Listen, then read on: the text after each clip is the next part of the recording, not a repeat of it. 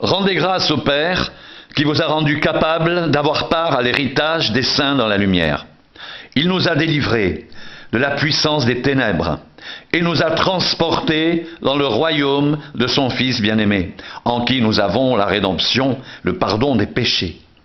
Le Fils est l'image du Dieu invisible, le premier-né de toute la création, car en lui ont été créées toutes les choses qui sont dans les cieux et sur la terre, les visibles et les invisibles, trônes, dignités, domination, autorité. Tout a été créé par lui et pour lui. Il est avant toute chose, et toutes choses subsistent en lui. Il est la tête du corps de l'Église, il est le commencement, le premier-né d'entre les morts, afin d'être en tout le premier. Car Dieu a voulu faire habiter toute plénitude en lui. Il a voulu par lui tout réconcilier avec lui-même, tant ce qui est sur la terre que ce qui est dans les cieux, en faisant la paix par lui, par le sang de la croix. Et vous, qui étiez autrefois étrangers et ennemis par vos pensées et par vos mauvaises œuvres, il vous a maintenant réconciliés par sa mort dans le corps de sa chair pour vous faire paraître devant lui saint, sans défaut et sans reproche, si du moins vous demeurez fondés et inébranlables dans la foi, sans vous détourner de l'espérance de l'Évangile que vous avez entendu, qui a été prêché à toute créature sous le ciel, et dont moi, Paul, j'ai été fait ministre. Je me réjouis maintenant dans mes souffrances pour vous.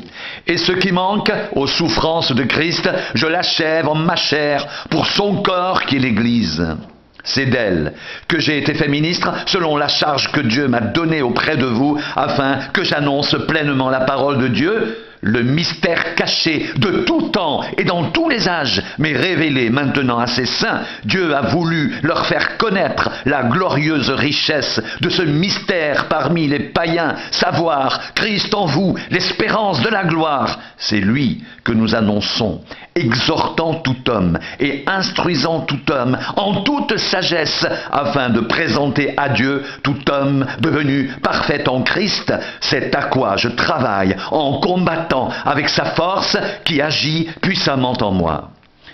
Je veux en effet que vous sachiez combien est grand le combat que je soutiens pour vous et pour ceux qui sont à Laodicée et pour tous ceux qui n'ont pas vu mon visage, afin qu'ils aient le cœur rempli de consolation, qu'ils soient unis dans l'amour et enrichis d'une pleine intelligence pour connaître le mystère de Dieu, savoir Christ, mystère dans lequel sont cachés tous les trésors de la sagesse et de la connaissance.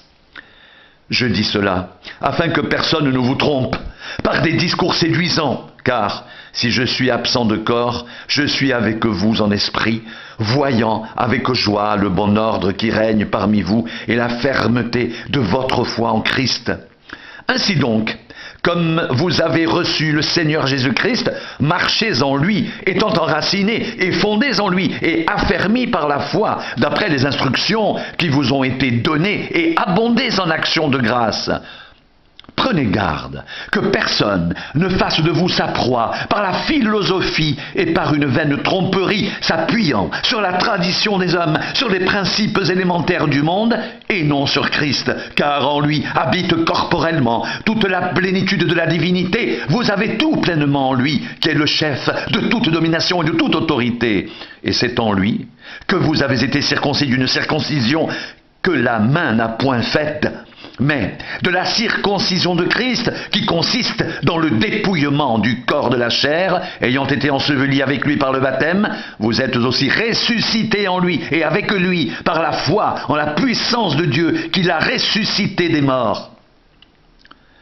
Vous qui étiez morts par vos offenses et par l'incirconcision de votre chair, il vous a rendus à la vie avec lui, en nous faisant grâce pour toutes nos offenses. Il a effacé l'acte dont les ordonnances nous condamnaient et qui subsistait contre nous, et il a éliminé en le clouant à la croix. Il a dépouillé les dominations et les autorités et les a livrées publiquement en spectacle en triomphant d'elles par la croix.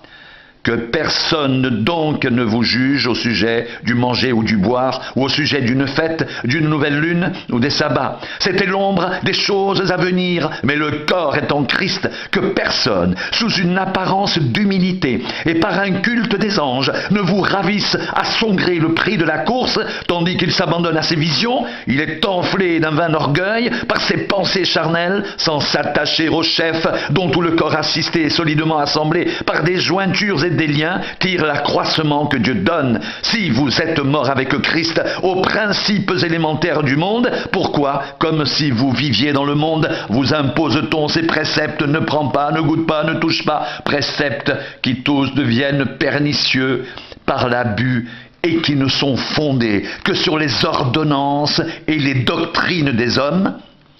Ils ont en vérité une apparence de sagesse, en ce qu'ils indiquent un culte volontaire de l'humilité et le mépris du corps, mais cela est sans valeur réelle et ne sert qu'à satisfaire la chair.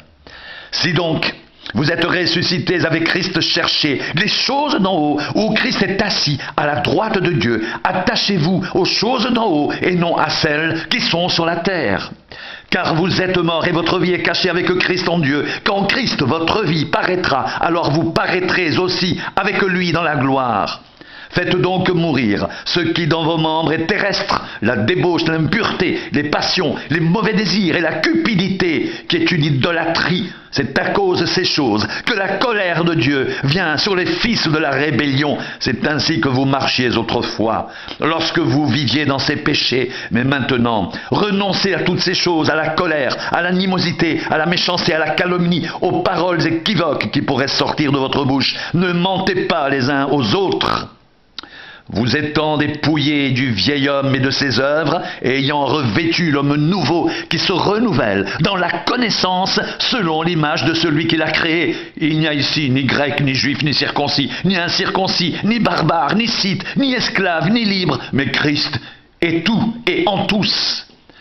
Ainsi donc, comme des élus de Dieu, saints et bien-aimés, revêtez-vous de sentiments de compassion, de bonté, d'humilité, de douceur, de patience. Supportez-vous les uns les autres, et si l'un a sujet de se plaindre de l'autre, pardonnez-vous réciproquement, de même que Christ vous a pardonné. Pardonnez-vous aussi.